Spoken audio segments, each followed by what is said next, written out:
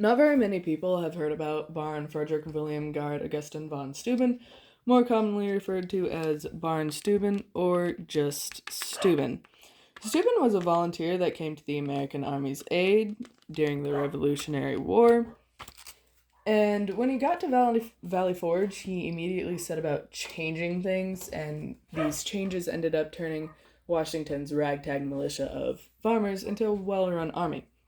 With Steuben being both a foreigner and basically changing everything that the army did, it may be thought that he wasn't particularly liked, and while there were people who didn't like him, like Lafayette, most everyone did. Steuben first arrived, and he immediately began setting a good impression with a reassuring smile, and this was despite being hardly welcomed in Valley Forge.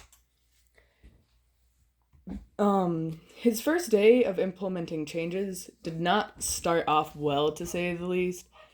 It should be noted that Steuben didn't really know any English, and the little bit he did was profanities, and he asked for his commands to be translated, which didn't happen. Steuben got very irritated that he couldn't communicate, with his 100-man company, and so he just started spewing curses in his languages that he knew, French and German.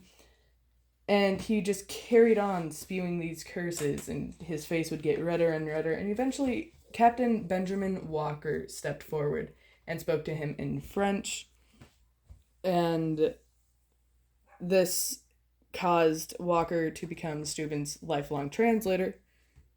Well, lifelong friend, and his translator.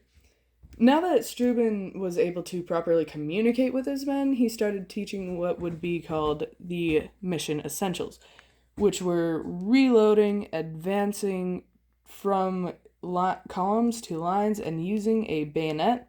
And despite the men being slow to learn these maneuvers, they came to appreciate them a lot. Even when Steuben would curse at them in 3 languages, again, German, French, and his very limited English, or even have Walker come up to curse at them in English. Unlike other foreigners, Steuben explained the why of every task and used angogony, the science of adult learning.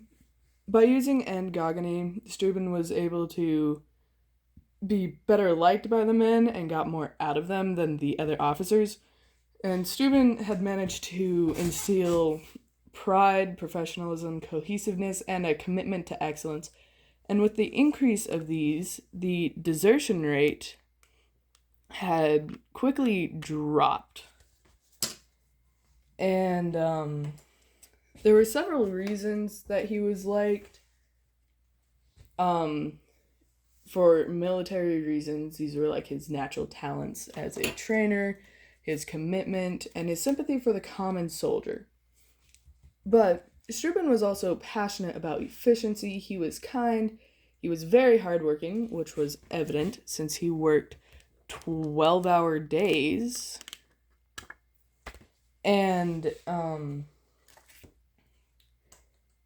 he also had traits that were very useful and gained him a lot of affection, such as being tactful, happy, and a very energetic person in general. He always managed to make his troops laugh, and this could either be with him cursing at them or just him being silly. Another thing that helped Steuben was that he never dismissed the men's experiences. And had Steuben done so, he would have immediately lost their support. But again, he didn't. And so he returned their support and affection with his loyalty. Despite many people being impressed with Steuben, like Benjamin Franklin and Alexander Hamilton, not everyone was particularly fond of him. And, although Washington said that Steuben was a great officer, he was embarrassed by him and all other foreigners.